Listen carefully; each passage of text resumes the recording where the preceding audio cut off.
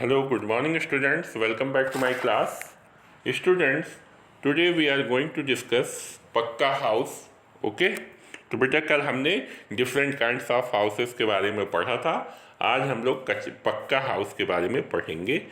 Houses made up of strong materials such as iron, bricks, stone, steel, wood and concrete are called pucca houses.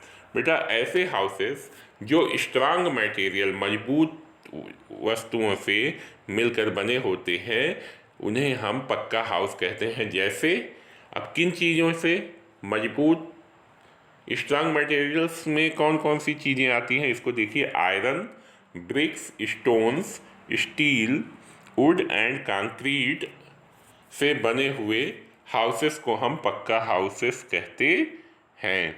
पक्का houses are very strong and remain intact for many years. Pucca houses जो है बेटा वो बहुत मजबूत होते हैं और बहुत वर्षों तक बने रहते हैं, बहुत वर्षों तक बने रहते हैं. These houses are found mostly in cities and towns. और बेटे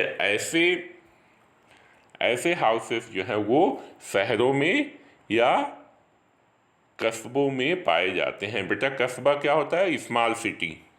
टाउन्स मीन्स स्मॉल सिटी. ठीक है ना. तो ये शहरों में और छोटे शहरों में पाए जाते हैं. People living in big villages are also building pucca houses. और बेटा बड़े गाँवों में रहने वाले लोग भी पक्का हाउस बनाते हैं. पक्का हाउसेस यानी पक्का घर बनाते हैं. Pucca houses can be single storey, double storey and multi storey houses. और बेटा पक्का हाउस जो है वो सिंगल, एक मंजिल, दो मंजिला और बहुमंजिला हो सकता है. स्टोरी का मतलब होता है बेटा मंजिल. हो सकता है एक घर एक मंजिल का हो, वहीं दूसरा घर जो है दो मंजिल का. और बहुत सारे घर ऐसे होते हैं जिसमें बहुत सारे मंजिल होते हैं, बहुत सारे तल्ले होते हैं. जैसे हम लोग अभी कहते हैं कि मेरा घर कितने तल्ले का है? मेरा घर 3 तल्ले का है. या कोई कहेगा मेरा घर तो 2 तल्ले का है. इस तरह से तल्ला का मतलब बेटा कि एक जैसे नीचे है, नीचे के फिर ऊपर, इस तरह से कितने मंजिल के घर होते हैं. तो बहुत सारे घर जो है वो सिंगल स्टोरी भी हो सकती है, एक मंजिला, दो मंजिला और बहुमंजिला मकान होते हैं. Multi storey houses are generally found in big cities and towns. और बेटा ये जो मल्टी स्टोरी हाउसेस हैं वो बड़े शहरों और टाउन्स में पाए जाते हैं.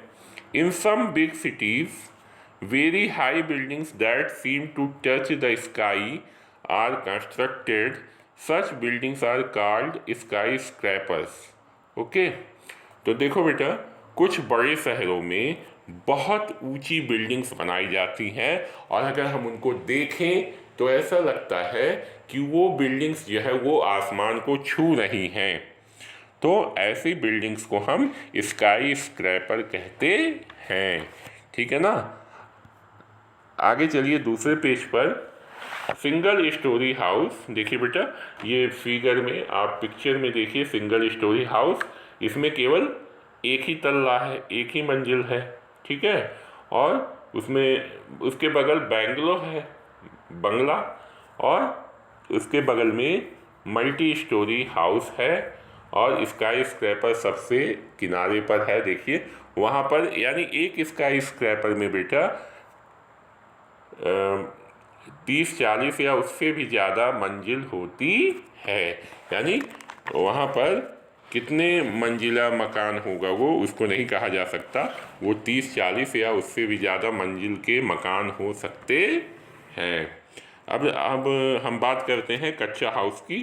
Kutcha houses are generally found in villages. They also found in slum areas in big cities.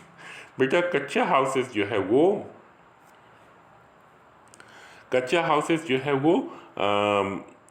Generally वो गांव में पाया जाता है और they are also found in slum areas in big cities.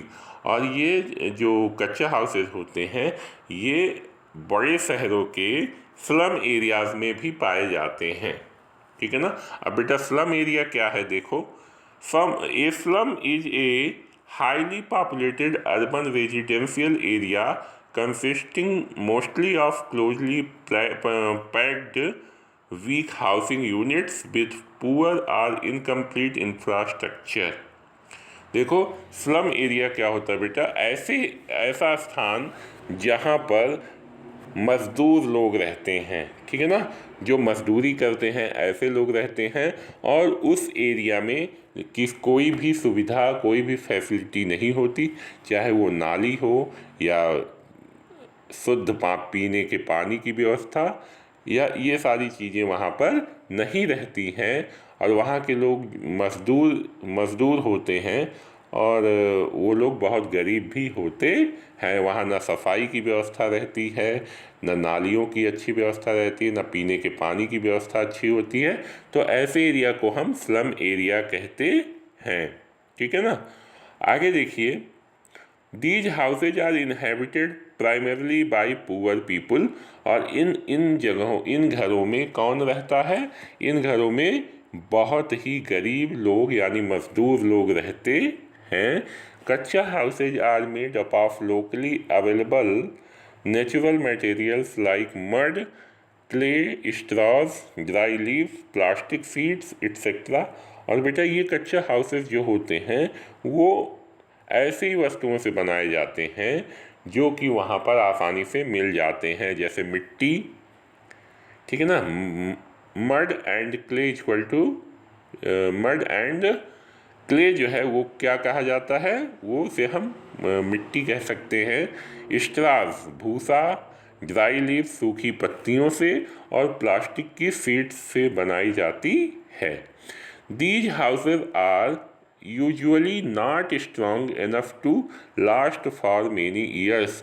और बेटा जो कच्चा हाउसेज होती हैं वो इतनी मजबूत नहीं होती हैं कि कई वर्षों तक चल जाए, यानी वो 6 महीने या साल भर या 1.5 साल में वो ख़राब हो जाते हैं, उनको फिर से बनाना पड़ता है, उनकी रिपेयरिंग फिर से करनी पड़ती है। तो बेटा आज के लिए इतना ही। Wish you all the best.